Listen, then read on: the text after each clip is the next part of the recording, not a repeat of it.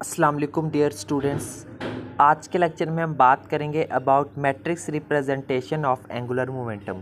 Students को angular momentum को quantum mechanics में मैट्रिक्स की फॉर्म में कैसे रिप्रेजेंट किया जाता है उस चीज़ को हम आज डिस्कस करेंगे। सबसे पहले देखते हैं हम इसका इंट्रोडक्शन, तो यहाँ से इसको स्टार्ट करते हैं। The important use of the matrix form of an operator is that of angular momentum, यानी कि मैट्रिक्स फॉर्म का जो वन ऑफ जो इंपॉर्टेंट यूजेस है उनमें से एक इंपॉर्टेंट यूज़ एंगुलर मोमेंटम के लिए भी उनको यूज़ करना है। So consider an atomic state with L is equal to 1 fixed but M is free. We may use the eigenstate of Lz as a basic for our states and operators. हम क्या करते हैं, फ़र्ज़ कर लेते हैं कोई भी हमारे पास एक एटॉमिक स्टेट है जिसमें L की वैल्यू क्या है, हमारे पास 1 है जो कि वैल्यू फिक्स है, और M की वैल्यू है वो क्या है, फ्री है, यानी कि वो चेंज हो सकती है। और इसी के साथ एक आइगन स्टेट Lz को हम जो है वो ऑपरेटर्स के लिए हम उसको फ़र्ज़ कर लेते हैं, ठीक है।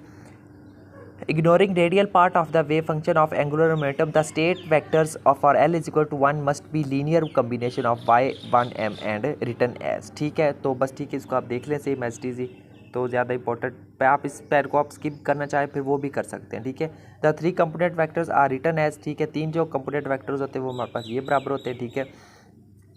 Hence, the angular momentum operators for L is equal to 1 and are 3 by 3 matrices. The matrices must satisfy the same commutation relations as the differential operators, ठीक है। So आगे देखें, द एक्शन ऑफ, यहाँ से असल चीज़ स्टार्ट हो रही है, ठीक है, इसको अच्छे से समझना। The action of orbital angular momentum operators L square L z L and L plus and L minus on the state vectors y L m is equal to state vector L M is given as, ठीक है। अब ये हमारे पास क्या है, अब ये हमारे पास जो है वो जो 4-5 ये यानी कि L G L square L G L plus और एल माइनस, ये 4 क्या है हमारे पास, वो एंगुलर मोमेंटम ऑपरेटर्स है, ठीक है, जिनको हम अप कहते हैं, डाउन ऑपरेटर कहते हैं, अप ऑपरेटर कहते हैं, एक्शन ऑपरेटर कहते हैं, ठीक है। तो ये क्या है हमारे पास, इनको अब हमने प्रूव करना है इन्हीं फार्मूलाज की मदद से। तो एल स्केयर किसके बराबर होता है, वो बराबर होता है L into L plus 1 H cut का स्केयर, ठीक है। और जो एल जी होता है वो बराबर होता है एम एल एच कट के बराबर होता है, और जो एल प्लस है वो हमारे पास इस फार्मूले के बराबर होता है, और जो एल माइनस है वो हमारे पास इस फार्मूले के बराबर होता है, ठीक है। अब इन्हीं फार्मूलाज को हम आगे मैट्रिक्स फॉर्म में भी यूज़ करना है। अब बात करते हैं सबसे पहले हम एल स्केयर ऑपरेटर की, ठीक। So matrix of L square for L is equal to 1 with M L is equal to -1 0 1, ठीक है।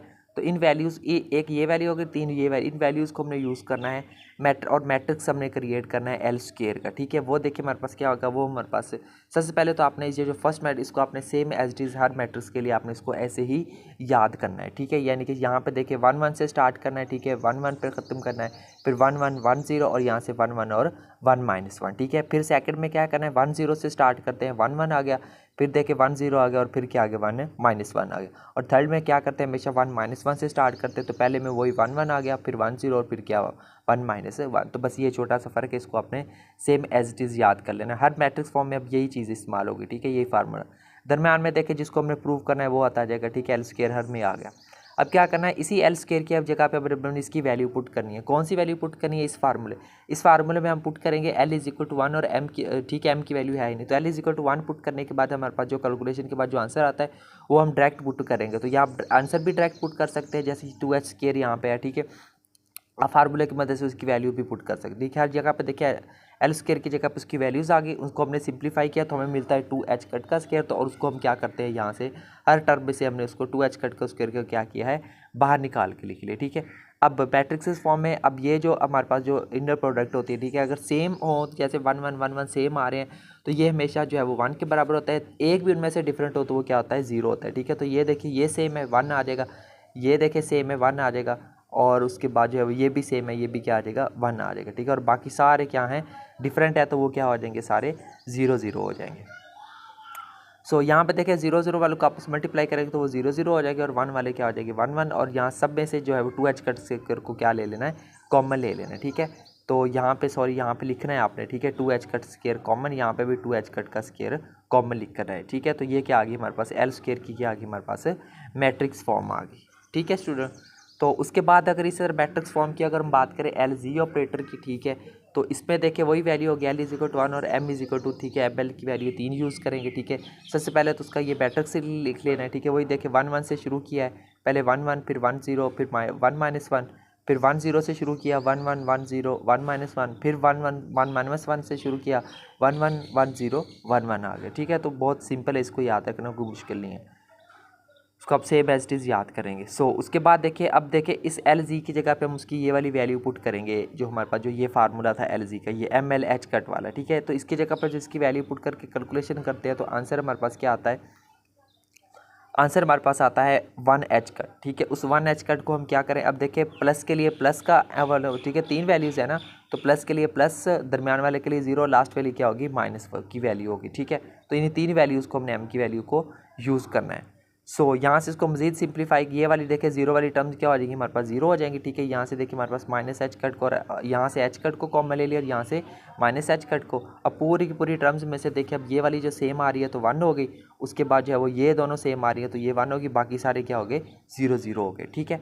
सो अब देखिए जो 0 वाली टर्म्स है वो तो वैसे 0 हो जाएंगी, ठीक है। और यहाँ से सिर्फ ये यहाँ से एच कट रह गया, यहाँ से एच कट बचता है यहाँ पे, ठीक है। एच कट को यहाँ पे कॉमन ले लेना, ठीक है, कॉमन ही लिया हो, एच कट को यहाँ से कॉमन लेना और पीछे क्या रह जाएगा, 1 और -1 और बाकी सारी जीरोस। तो यही क्या आ जाएगी, इसकी मैट्रिक्स फॉर्म आ जाएगी एल जी ऑपरेटर की, L G angular momentum operator की।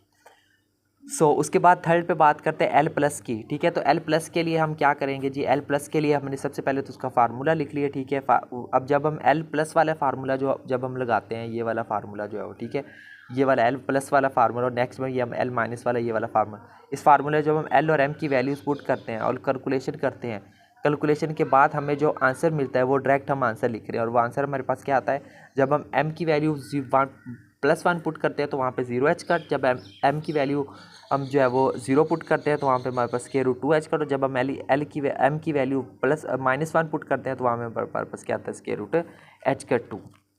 तो उस फार्मूले से मतलब ये दरमियान में सबकी वैल्यूज़ आ गई, ठीक है।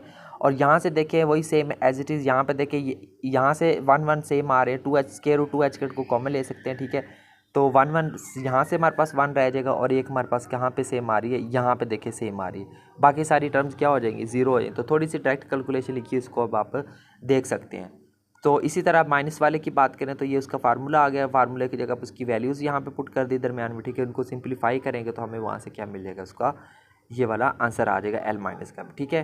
सो अब क्या करते हैं, matrix of L x for, अब एल एक्स के लिए अगर हमने मैट्रिक्स फाइंड करना हो ना एल एक्स ऑपरेटर के लिए, वो बराबर होता है L plus L minus over 2, ठीक है। तो इन दोनों के सम को सम करके प्लस को, इसको बोलते हैं अप ऑपरेटर और इसको बोलते हैं डाउन ऑपरेटर, ठीक है। इन दोनों को प्लस करके 2 पे डिवाइड करें तो हमारे पास क्या आता है, एल एक्स की वैल्यू आ जाती है, ठीक है।